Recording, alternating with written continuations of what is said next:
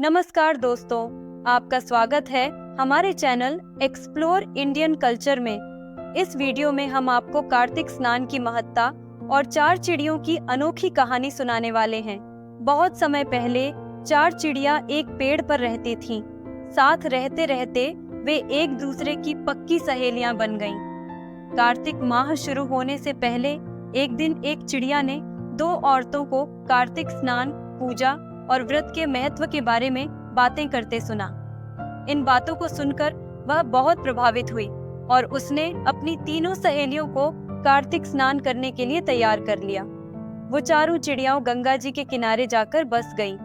पूरे कार्तिक महीने में उन्होंने गंगा स्नान किया, पूजन और व्रत किया। प्रतिपदा के दिन उन्होंने खिचड़ी बनाने के लिए घी, चावल और दाल इकट्ठा किया और खिचड़ी बनाई। फिर सब गंगा नहाने चली गईं। पहले एक चिड़िया नहाकर आई। उसे बहुत भूख लगी थी।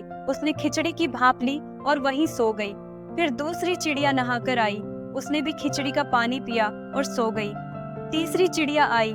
उसे भी बहुत जोर की भूख लगी थी। उसने खिचड़ी खा ली और वहीं सो गई। जब चौथी चिड़िया आई तो उसने देखा कि बाकी तीनों चिड़ियाएं खिचड़ी खाकर सो चुकी हैं, तो उसने बची हुई खिचड़ी की खुरचन खाई और सो गई। उसी रात पृथ्वी पर बहुत जोर का तूफान आया और चारों चिड़ियाएं मर गईं। अगले जन्म में जिसने खिचड़ी की भाप ली थी वह राजा के घर में राजकुमारी बनकर जन्मी। जिसने खिचड़ी का पानी पिया था वह कुम्हार के घर में जन्मी। जिसने खिचड़ी खाई थी वह ब्राह्मण के घर में जन्मी और जिसने खिचड़ी की खुरचन खाई थी वह राजा के यहाँ हथिनी बनी। समय बीतने के साथ कुम्हार की लड़की राजा के महल में दासी बन गई और ब्राह्मण की लड़की राजकुमारी की पक्की सहेली बन गई। प्रभु कृपा से राजकुमारी को अपने पिछले जन्म की सारी बातें याद थीं। जब राजकुमारी की शादी हुई और उसकी विदाई का समय आया तो उसने राजा से कहा, मैं अपनी सहेली और दासी को अपने साथ ले जाऊंगी। राजा ने सहमति दी। फिर राजकुमारी बोली, मैं इस हथिनी को भी अपने साथ ले जाऊंगी। राजा ने सैनिकों को बुलाया और कहा, इस हथिनी को ले आओ। लेकिन हथिनी सैनिकों के साथ जाने को तैयार नहीं हुई।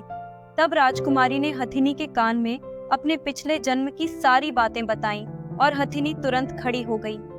यह देख राजकुमार, जिससे राजकुमारी का विवाह हुआ था, ने आश्चर्य से पूछा, तुमने इसके कान में ऐसा क्या कहा कि यह तुरंत खड़ी हो गई?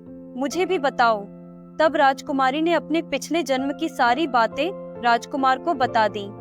राजकुमार ने सोचा और बोला, अगर कार्तिक स्नान का इतना महत्व है कि चिड़िया को मनुष्य की योनि मिल जाए तो हम भी जोड़े से कार्तिक स्नान करके दान पुण्य करेंगे।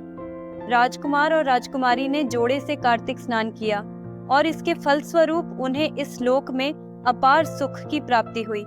मरणोपरांत उन्हें बैकुंठ धाम मिला। हे ठाकुर जी महाराज, जैसे चिड़ियों को आपने मनुष्य का जन्म दिया और राजकुमार राजकुमारी को बैकुंठ धाम का वरदान दिया, वैसे ही इस कहानी को देखने, सुनने और हुंकार भरने वालों पर भी अपनी कृपा बनाए रखना। बोलो विष्णु भगवान की जय। अगर आपको हमारी बताई गई बातें अच्छी लगी हो तो इस वीडियो को लाइक करें, शेयर करें और हमारे चैनल एक्सप्लोर इंडियन कल्चर को सब्सक्राइब करना न भूलें। धन्यवाद।